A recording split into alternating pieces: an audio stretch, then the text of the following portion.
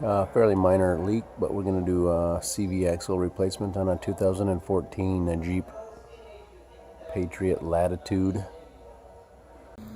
Hey, I'm Todd. Thanks for choosing to watch my video, and if you would subscribe it, like it, all that stuff, that'd be great. Otherwise, enjoy the video, and I hope it gives you the information you need and is helpful to you. Take care.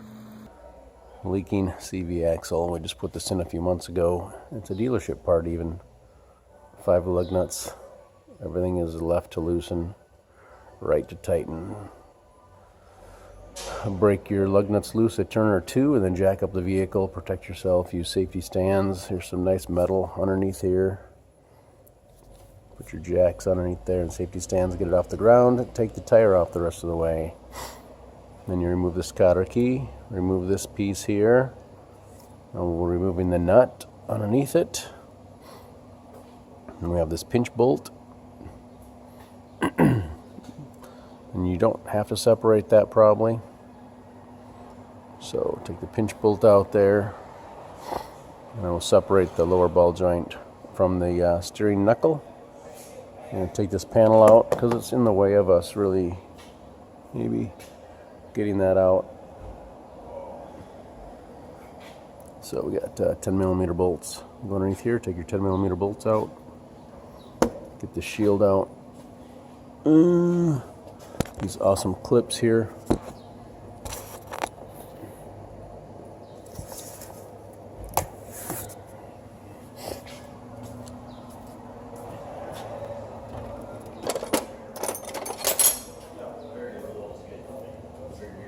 It is weird.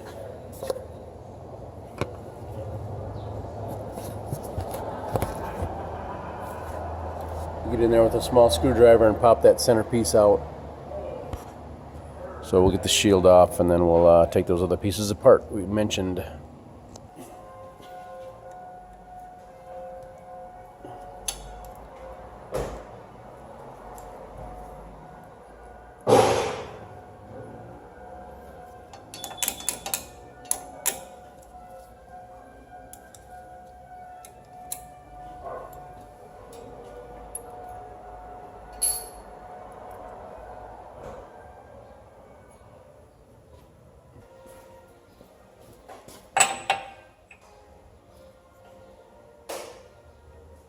I'm using a 1 1/4 socket.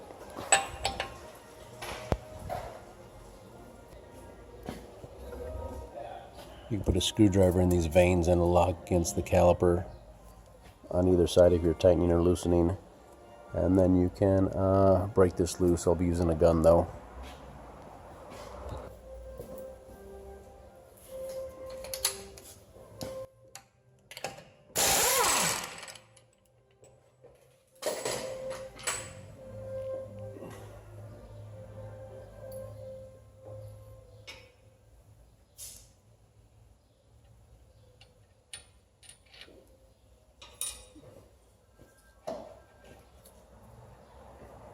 Nice and free. If you need a tap on this or something, put the nut on there so it's flush and you can pound it out.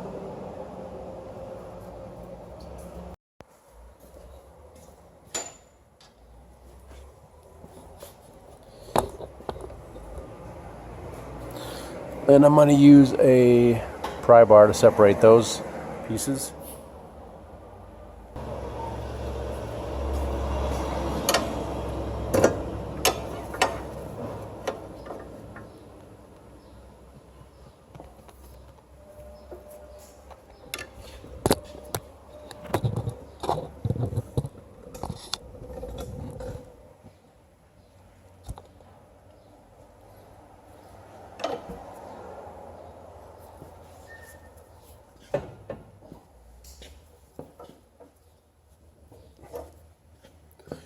Can be a little tricky. I'm going to use a larger pry bar.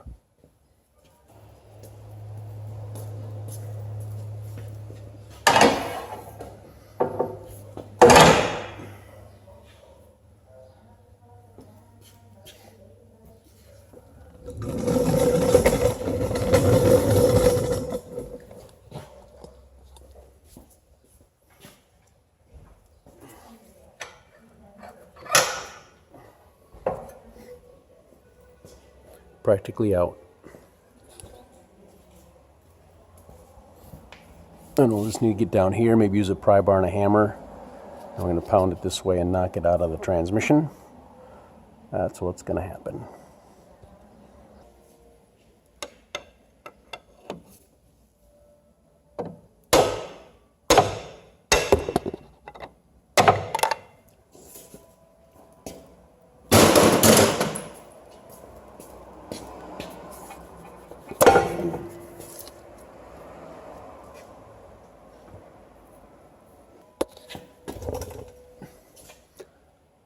So there's a clip on here.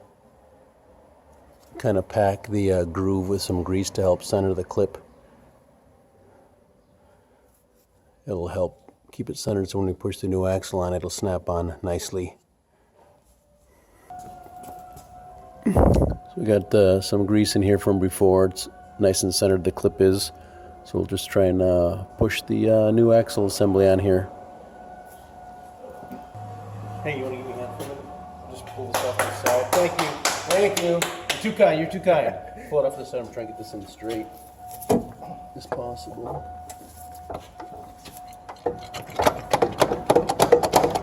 Ah, it's not a good sign.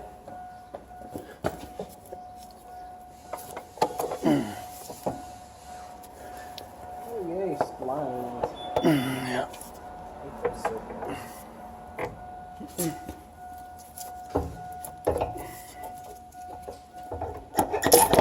There we go. Felt good.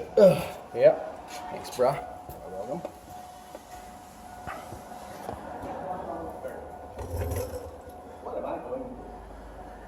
So it's important to make sure this is as straight as possible, not get cockeyed on there. So push it in. That's pretty much it.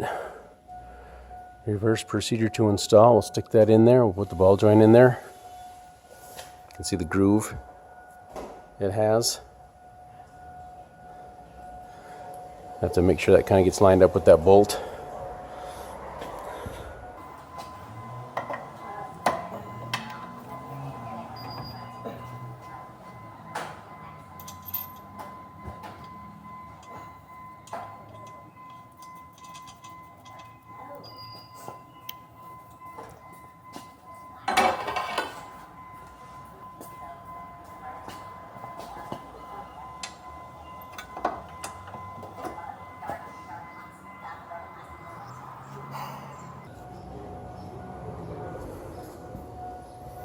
Got this pushed in. We'll just line up that groove as we talked about, tapping this up.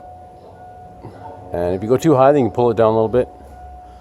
And I'll give you some torque specs on this stuff here in a second. 180, 70 foot-pounds for the nut and bolt for the lower ball joint, and 92 foot-pounds for the lug nuts apparently. So here we are.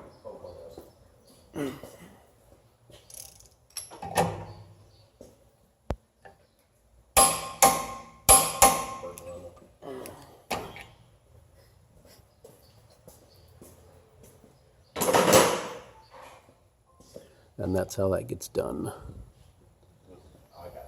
So here's most of my tools, gun, breaker bar, and a torque wrench, of course, hammer, pry bars. You saw my super pry bar. Here's actually a special tool you can use for these to separate them.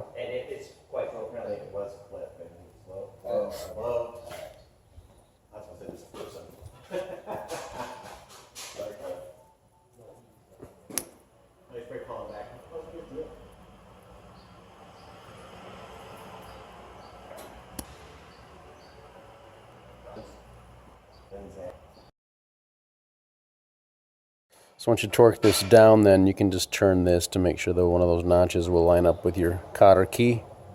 So don't be disappointed if it doesn't line up the first time you put it on. Just keep rotating it around. You'll find a spot that'll work.